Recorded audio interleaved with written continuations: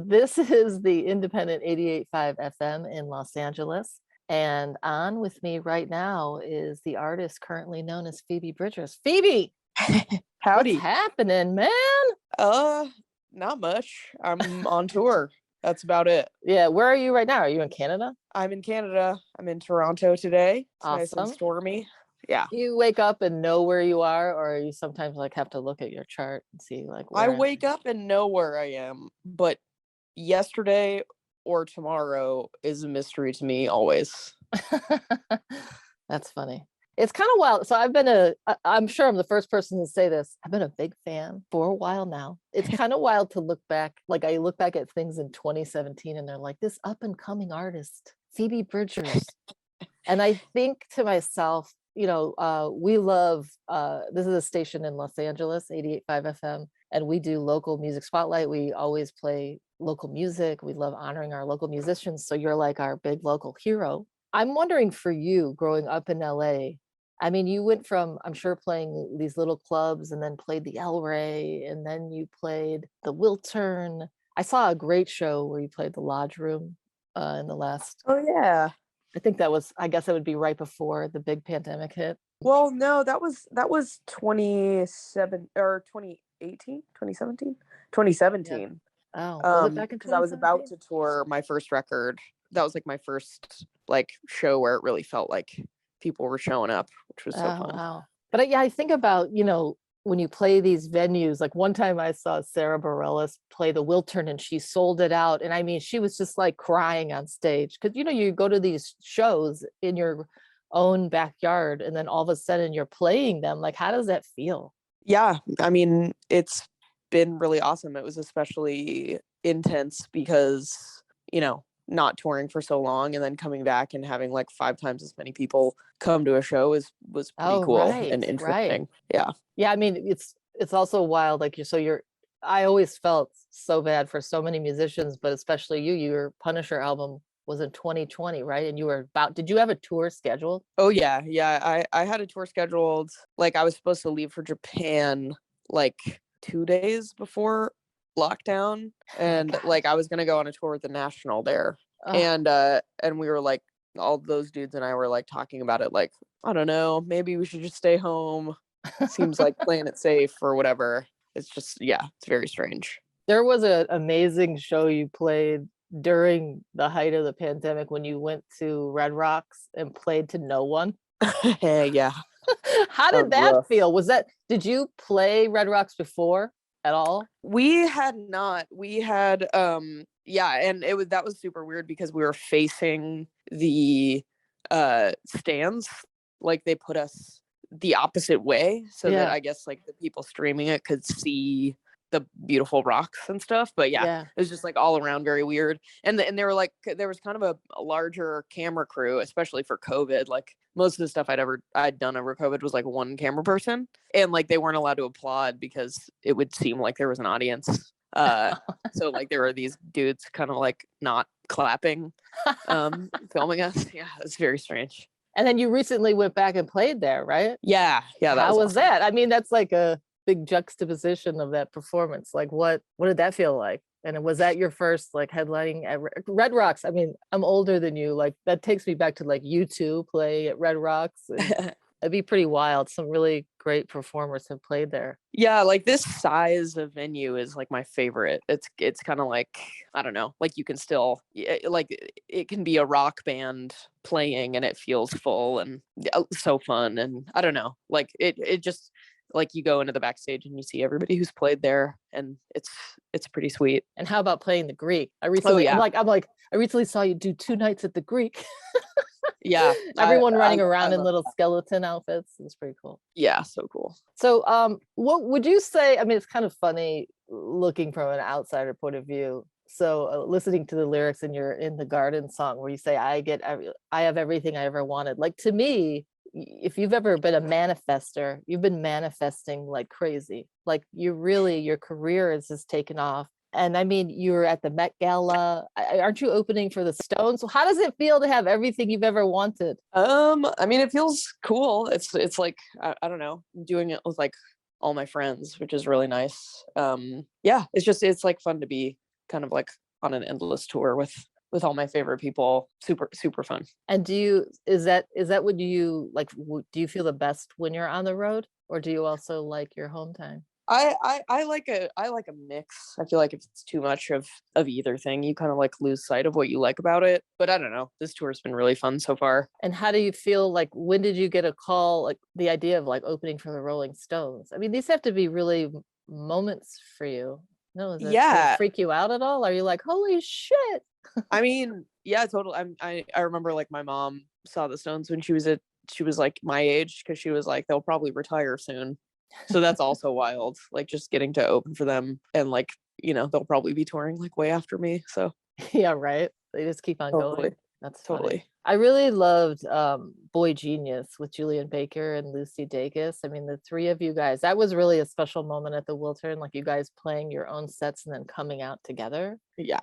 Do you think you guys seem really close? Do you think you'll work on more music with them again on another Boy Genius album? I hope so. I think we've just been trying to keep like the ethos of the band pretty like just whenever it's fun. I feel like we're all working so hard that we just want to make sure that like if we ever do anything, it just feels good and not just because like people tell us we have to. Yeah. Is it hard now, like, when you're kind of blowing up, just people asking you to do so much? Do you have good Uh boundaries for yourself? I Making sure you don't, I'm sure people are pulling you in all different directions. yeah. Yeah, I like saying no to stuff, but I also, I've been lucky enough to like be excited by most things I get asked to do. So yeah, it's been super fun, and I haven't had to say no as many times as I'd think. Like I feel like the right people find me for stuff, which is great. Yeah, that's cool. Your Punisher album, it's kind of wild that you wrote all that stuff before the pandemic, but then there's things in the album. I mean, even the song Halloween with the whole wearing masks and all that. And I know the end, which it feels like the end was happening already. Like, how did it feel writing all that and then having the pandemic happen? Like, did it feel kind of weird that some of the stuff you wrote really sort of fit in modern times afterwards? It didn't feel that weird just because I think I would have been writing about like isolation and the end of the world either way. I Anyway, probably will. yeah. Yeah, I probably will next time too. Like one of my favorite things like Margaret Atwood said was like, if you want to write about the future, write about the past. Oh, And that's it's good. just like, yeah, like history repeats itself, and like a lot of those themes, like dystopian themes, like you can be pretty predictive. Yeah. What made you decide to name the album Punisher? And can you talk about that song a bit? Like how that song came together, the title track? Yeah, well, a punisher is like someone who doesn't know that they are like a nightmare, like that they're the worst person you've talked to. And I guess I was relating it to like being a super fan of like Elliott Smith, and like probably not being able to have anything interesting to say to him if I ever got the opportunity. I know the Um, feeling. Yeah. but a punisher can be like anybody. A punisher could be like, I don't know, your mom's new boyfriend who's like Trumpy or something. Like it could be like anybody who you just don't want to be talking to who thinks that they're interesting. That's a punisher. Yeah, that's great. Do you worry about this might sound silly. Do you worry about, you spend a lot of time kind of being, I guess, sad and emotional. Like, what happens if you get really happy? Is it easy to write songs when you're happy? Because I've written songs in the past, and when you're really happy, I don't, I love Radiohead's like one of my favorite bands. I love moody melodic music. So, have you written songs when you're happy? Uh, I feel like I have. I don't really write songs when I'm sad either. Like Really? I feel like any like activated emotional state is kind of a weird place to write from. Like I feel like some sort of like removal from that, like kind of like a more mundane place is a better place to write from. So Mhm. so yeah, I don't know. I haven't really explored that very much. I really think you're a great storyteller. I love listening to your lyrics.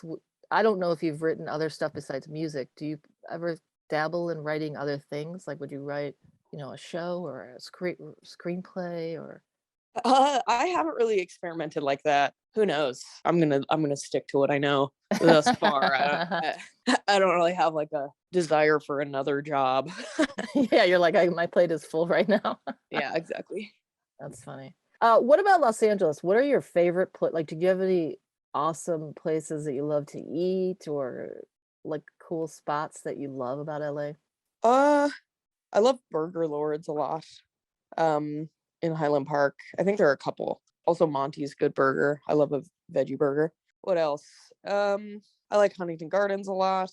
The beach. Like I feel like I've been actually going to the beach more, which is nice. Like I feel like there are years in my life where I forget how close we are to the beach. I know. Right. And lately, like I think maybe because I'm home so rarely, I can like make an effort and actually have a beach day. Right. Do you get time when you're on tour? Like, is there anything you like to do when you get a little bit of time off? Mostly just like walking. I don't know.